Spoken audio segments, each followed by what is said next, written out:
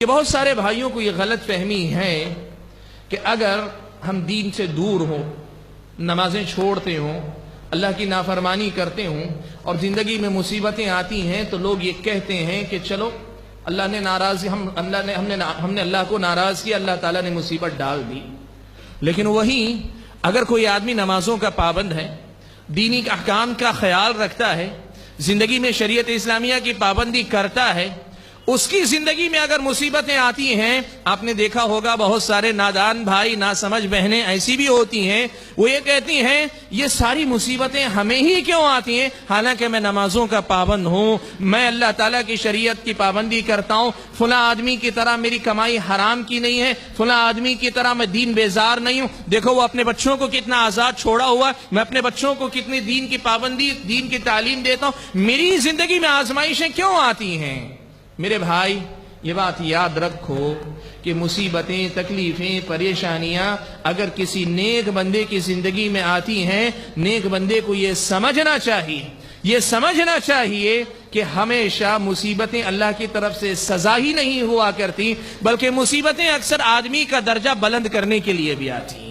پیارے نبی صلی اللہ علیہ وسلم نے کتنی پیاری بات، کتنی بڑی بات اللہ کے نبی نے بیان فرمائی۔ کہا آپ صلی اللہ علیہ وسلم نے اشد الناس بلاء الانبیاء ثم الامثل فالامثل، دنیا میں سب سے سخت آزمائش انبیاء کی ہوتی ہے، اور پھر جو آدمی نبی سے جتنی مشابہت رکھے گا، جتنا زیادہ دیندار ہوگا، اتنی ہی زیادہ اس کی آزمائش سخت ہوگی۔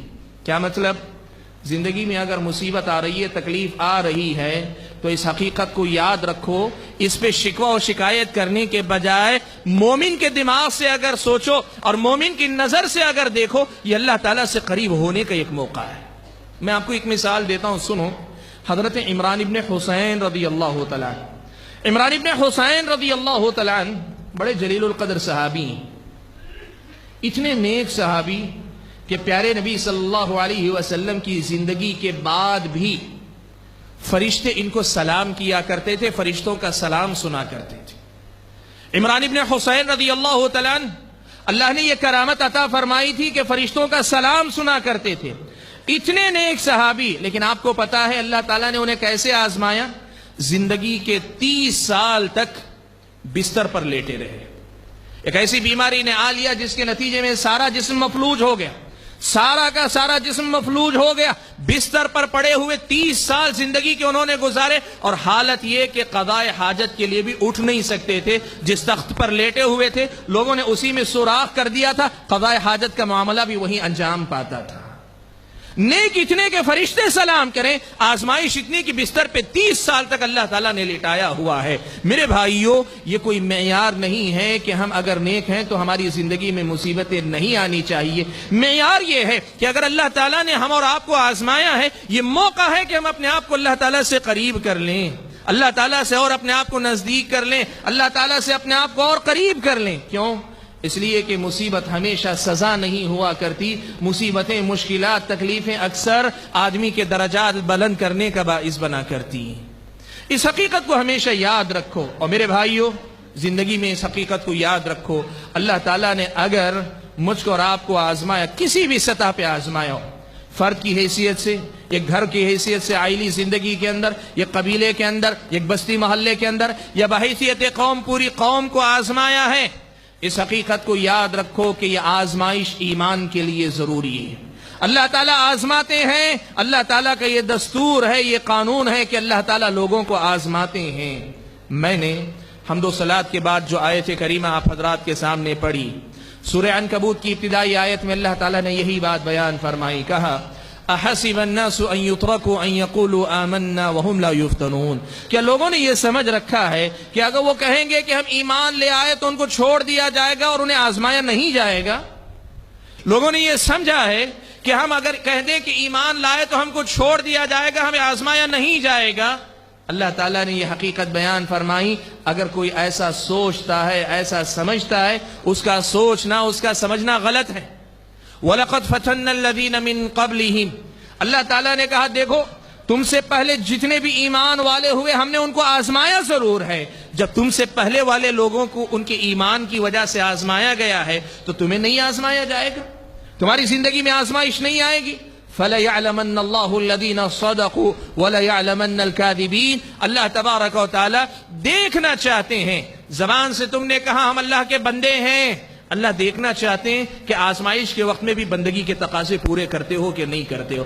تم کہتے ہو ہم نبی کے امتی ہیں، اللہ تعالیٰ دیکھنا چاہتے ہیں مصیبتوں میں نبی کی سنت کا خیال رکھتا ہے، نبی کی اتباع کو تم ذہن میں رکھتے ہو، نبی کے احکام کی پیروی کرنے کا خیال رکھتے ہو کہ نہیں رکھتے ہو، اللہ تعالیٰ آزمانا چاہتے ہیں۔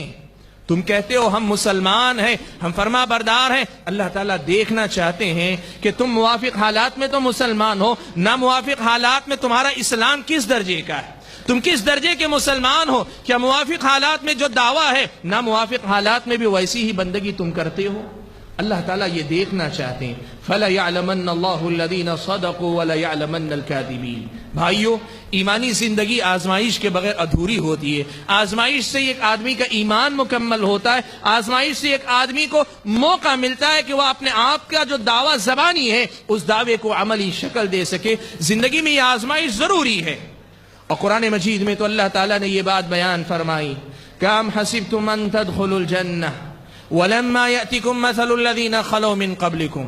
لوگو، اللہ تعالیٰ نے تمہیں اگر آزمایا ہے، اگر تمہیں آزمایا ہے، تمہاری آزمائش کیا ہے؟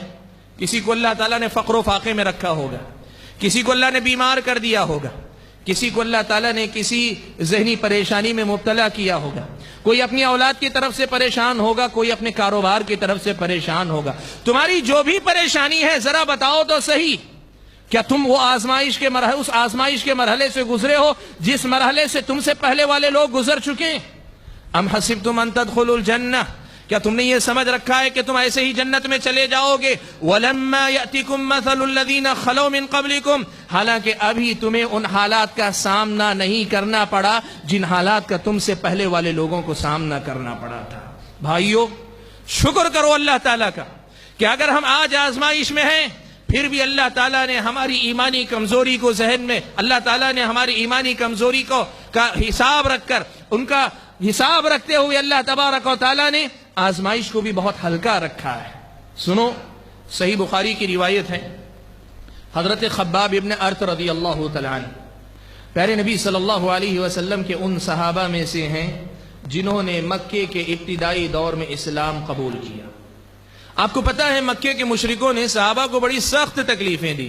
خباب ابن ارت رضی اللہ تعالیٰ عنہ وہ جلیل القدر صحابی ہیں جنہیں انگارے جلا کر ان کی پیٹھ کو داغا گیا، انگاروں پہ لٹایا گیا۔ مورخین نے لکھا ہے کہ اتنی سخت تکلیف کہ ان کی پیٹھ کی چربی نے انگاروں کو ٹھنڈا کر دیا۔ اتنی سخت تکلیف جھیلنے والے صحابی حضرت خباب ابن ارت رضی اللہ تعالیٰ عنہ اللہ کے نبی صلی اللہ علیہ وسلم کے پاس آتے ہیں۔ مکے کا دور ہے، اللہ کے نبی کعبۃ اللہ سے پیٹھ لگائے بیٹھے ہیں۔ خباب ابن ارت رضی اللہ تعالیٰ عنہ آ کر کہتے ہیں، اللہ کے نبی الا تدعو لنا الا تستنصر لنا، اللہ کے نبی آپ ہمارے لیے دعا کیوں نہیں کرتے، آپ ہمارے لیے اللہ تعالیٰ سے مدد کیوں نہیں طلب کرتے؟ تکلیف برداشت سے باہر ہو رہی ہے، پریشانی بہت زیادہ ہے، لوگوں کی طرف سے آزمائش بہت سخت ہو گئی ہے، اللہ کے نبی ہمارے لیے دعا کیوں نہیں کرتے، ہمارے لیے اللہ تعالیٰ سے مدد کیوں نہیں طلب کرتے؟ میرے بھائیو، زندگی میں کیسی ہی مصیبت میں ہو، نبی کے اس جواب کو یاد رکھنا۔ پیارے نبی صلی اللہ علیہ وسلم ٹیک لگائے بیٹھے تھے، سیدھے ہو کر بیٹھ گئے۔ آپ صلی اللہ علیہ وسلم نے حضرت خباب کو مخاطب کرتے ہوئے کہا، سنو، تم سے پہلے والی قوموں کا یہ حال تھا کہ ان میں سے ایک آدمی کو ایسے بھی آزمایا جاتا تھا کہ اسے لا کر گڑھا کھود کر آدھا اسے زمین میں گاڑ دیا جاتا، پھر اس کے بعد آرا لے کے اس کے سر پہ رکھ کے جیتے جی زندہ انسان کو دو ٹکڑوں میں بانٹ دیا جاتا تھا، پھر بھی یہ چیز ان کو ان کے دین کی طرف سے نہیں پھیرتی، وہ دین پہ جمے رہتے تھے۔ یہ بات سنانے کے بعد اللہ کے نبی نے ایک جملہ کہا، بھائیو اسے اپنے دل کے کانوں سے سنو۔ اللہ کے نبی نے حضرت خباب کو مخاطب کر کے کہا، وَلَكِنَّكُمْ تَسْتَعْجِلُونَ، خباب تم جلد بازی کر رہے ہو، تم جلد بازی کا ثبوت دے رہے ہو۔